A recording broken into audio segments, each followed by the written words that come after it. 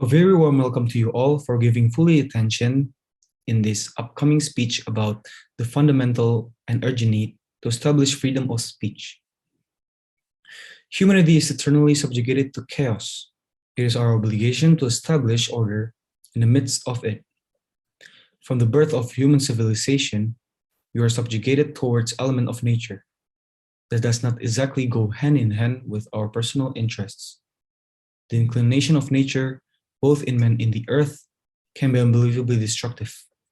In the past, the world of man does not go very far from the saying of wolf eat wolf.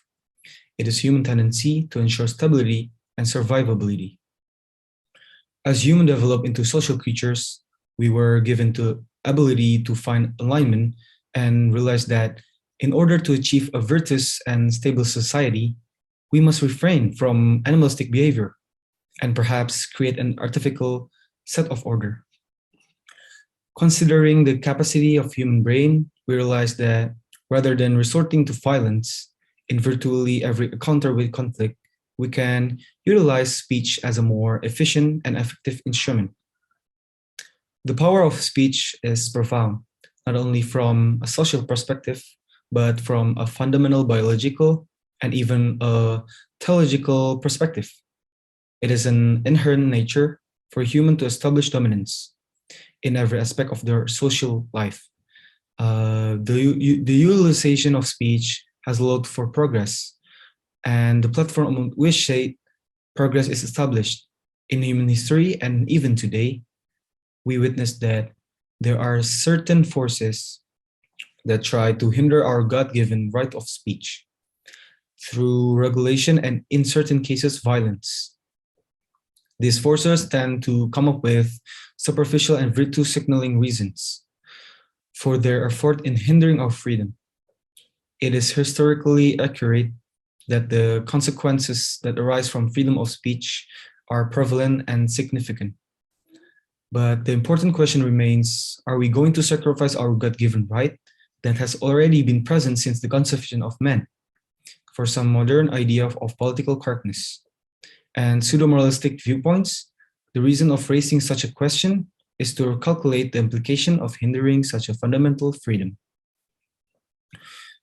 It is our obligation that we do not commit treason to one of the pillars where this civilization has been built from, and we must continue to preserve such virtuous freedom from corrupt leaders and groups of people. Freedoms of speech is a soul of virtually all political interactive. It is the essence of dialectic, the key in creating a comprehensive system of lawmaking, and more importantly, the virtue of being human. In the modern era, there has been plenty of effort to establish the fortify freedom of speech. Especially in the Western world, freedom of speech is emphasized constitutionally and also culturally. It has been part of not only legal aspect of a progressive civilization, but also a profound experience when living in those states. But the forces of evil still lurk. Even in these model regions, there has also been plenty of effort in the degradation and reduction of freedom of speech. This has partly been sparked by the postmodern movement of movement relativism. This movement believes that morality itself is relative and person's perception is of truth can be considered absolute for them. In the pseudo-rationalistic concept of the fictional world for every person's desire, it is blasphemous as it creates the illusion that truth is arbitrary while disregarding is enormous and formidable application. A popular example of such obstructions is freedom of speech was the case of Dr. Jordan B. Peterson versus the Canadian House of Commons in the discussion of Bill 16.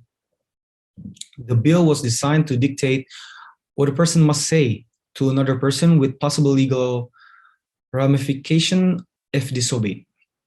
Repeat one more time your response to Senators Gold and Pratt that the Ontario Human Rights Commission has provided what I would say reasonable alternatives to your your objection to using pronouns? Well, I think it's been made clear in the presentation so far is that it depends on which part of the Ontario Human Rights Commission's policies you read. And that's a big problem. I mean, that's one of the reasons I criticized this to begin with, was because when I went through the policies, I could see that they're absolutely incoherent. So, for example, here, let me give you another example. So there's an insistence in the Ontario Human Rights Commission that sexual preference is an immutable phenomena, which indicates, at least in principle, that it's biologically grounded. But by the same token, in exactly the same policies, they presume that sexual identity, and gender expression are entirely independent. It's like, sorry guys, you can't have both of those because one's A and one's not A, and you can't put those together. And like, there's endless numbers of places in the policy surrounding Bill C-16 that are characterized by that kind of logical incoherency. And I mean, what's it going to do to people who are transgender, who are making the claim that they were, say, born that way at birth, which is a strong claim? That's a biological claim. It indicates that there's a direct causal connection between some biological phenomena and the expression of a particular identity. It's actually the strongest defense that people who have, let's call them non-standard sexual identities or gender identities, have to defend their claims. So I have to wrap it up there and move on to... The discussion's core meaning was that although freedom of speech can be utilized as an offensive tool, if it is not used to spark violence, then no matter how painful or offensive it was, its absence will be much more painful. Freedom of speech is an important aspect of university. Free speech, a staple of modern democracy, has become the focal point for political and cultural forces impacting the university. Universities thrive in an environment of open inquiry, but recent controversies in universities around the globe expose the difficulties of crafting a strong positions on free speech in this polarized time. Partly, these controversies are a demonstration of the external pressure created by movements that test the limits of democratic tolerance. And partly, they reflect changes in culture, which affect the internal balance of power within the university. Women and those who belong to racialized and religious minority groups, along with the from all social classes, have dramatically changed the composition of student and staff. The newer members bring them the new type of knowledge, and they reasonably expect that admission afford them not only access to the institution as it is, but also the opportunity to contribute to universities' structures, practice, and epistemologies. The university community today is not merely a result of changing demographics, but in fact reflects an expansion of the university's mission.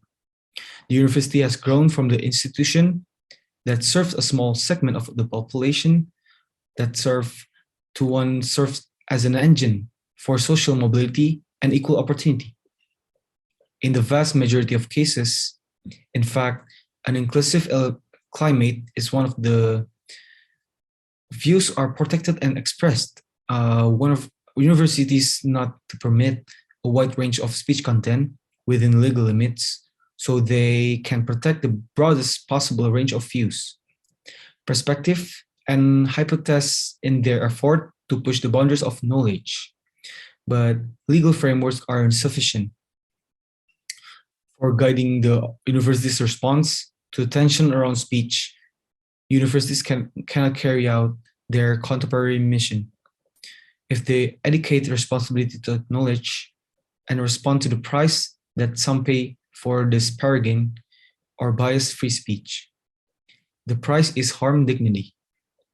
It's also living in with the awareness and that the biased speech can breed further bias in action or words and can encourage illegal actions, such hate speech or violence.